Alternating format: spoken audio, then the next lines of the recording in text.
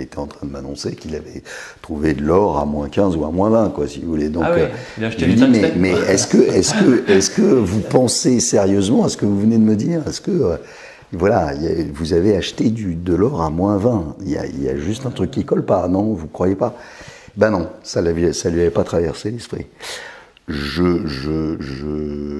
J'espère pour lui qu'il n'aura jamais l'idée de couper son lingot en deux. Parce que je pense qu'il va avoir une assez mauvaise surprise au centre. Voilà.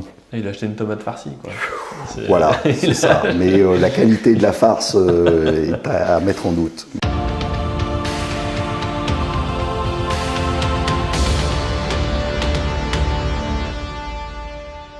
Et du coup, en termes de placement, là, il y a beaucoup de gens, en tout cas, que j'ai questionné, interrogé, discuté, achètent de l'or et il y a une très grosse, de très grosses attentes envers l'or comme étant un actif de refuge, en se disant si on met l'économie par terre, si tout se délite, si la monnaie perd confiance, au moins quand on achète de l'or physique, quand on évite les affres de l'or papier, au moins avec de l'or physique, je vais retrouver mes billes. Alors, il y a deux choses, si vous voulez. D'abord, l'or, c'est évidemment une assurance, en fait, l'or. Plus qu'un placement. C'est une assurance. À la limite, on achète de l'or en espérant ne pas s'en servir, quoi. Un peu comme une assurance. Donc, c'est une assurance, c'est pas un placement financier. C'est pas un placement financier, pourquoi? Parce que justement, vous avez cet or papier qui vient polluer la partie physique. Il faut savoir que vous avez 300 onces d'or papier pour une once d'or physique. Sur le marché aujourd'hui. Donc le marché de l'or papier, c'est-à-dire rien. Hein, les contrats, quoi. Voilà. Le marché de l'or papier est 300 fois supérieur au marché de l'or physique. Donc pour le dire clairement encore, quand on veut faire baisser les cours de l'or, on émet du papier et ça se retrouve dans le prix, quoi. Oui, puis vous en vendez et personne ne vous demande de le livrer, ce que vous avez vendu, parce qu'ils en seraient bien incapables. Hein. Quelquefois, vous avez eu sur les marchés de l'or, vous avez eu quelques milliards d'euros ou de dollars qui ont été vendus en quelques minutes et qui ont fait plonger le cours de l'or. Si à ce moment-là, les acheteurs avaient demandé qu'on leur livre la contrepartie des 2 milliards ou des 3 milliards qui ont été vendus à ce moment-là, je pense que le vendeur aurait été bien incapable de vous fournir la partie physique qui correspondait à ces ventes. Donc voilà. Ce qui veut bien dire que ce cours est totalement manipulé. Et donc, en effet, il ne faut pas faire d'or papier, il faut faire de l'or physique. Mais vous n'empêcherez pas qu'il y ait une volatilité sur les cours du fait de cet or papier que, par exemple, vous ne retrouverez pas sur d'autres actifs physiques comme vous achetez une pierre précieuse, vous achetez un saphir, vous achetez un rubis, etc. Alors je sais que c'est plus compliqué parce qu'il faut que ce soit un professionnel, etc. Mais si vous achetez ça, il n'y a pas de saphir papier. Donc il n'y a que des transactions physiques. Donc vous avez évidemment beaucoup moins de volatilité sur les cours. D'accord ? Vous ne pouvez pas avoir de baisse comme ça parce qu'il faudrait en vendre des tonnes. D'accord ? Il n'y en a pas, des tonnes de vendus. Donc là, vous limitez énormément la volatilité sur les choses.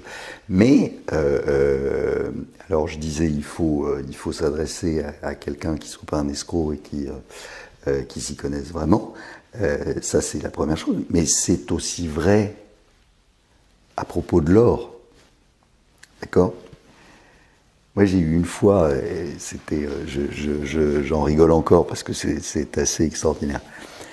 J'avais conseillé à des clients d'acheter de l'or.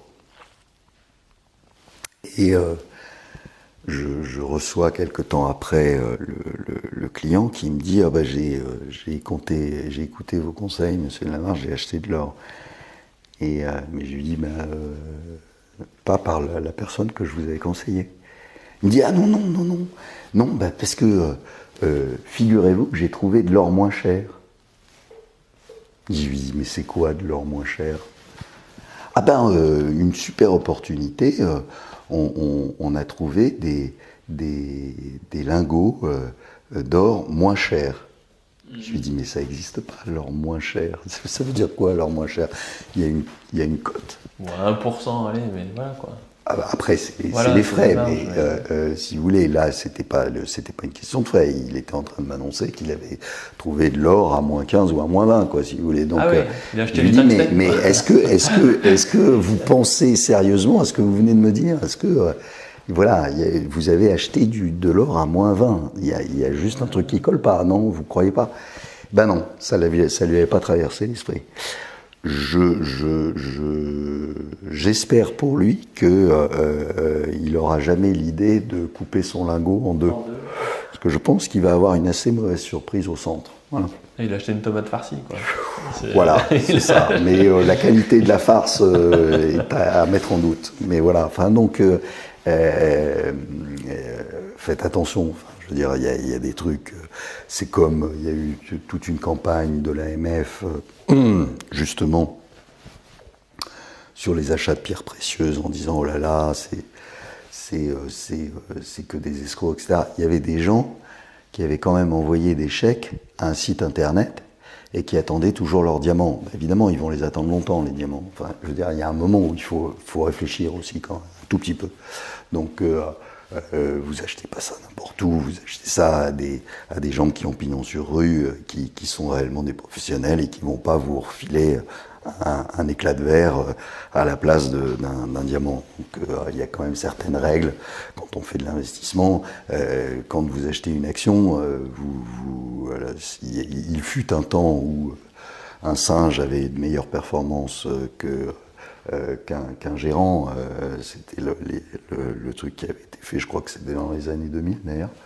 Et en effet, un singe balançait des fléchettes sur une cible et la cible c'était la côte américaine et il avait eu de meilleurs résultats que le gérant. Mais en général, tout de même, quand vous investissez dans une action, vous allez regarder ce qu'il y a dedans. Ou vous vous adressez à un professionnel, un gérant ou un broker qui va vous faire une analyse sur la société. Là, c'est pareil. N'allez pas chez le gars qui a posé une petite table au pied d'un arbre à Paris, en pensant lui acheter des diamants moins chers et de l'or moins cher que partout ailleurs.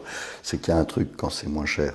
Mais l'or, sinon, reste un placement valable pour se sûr. protéger justement contre tous ces problèmes monétaires et. Mais bien sûr, il y a beaucoup de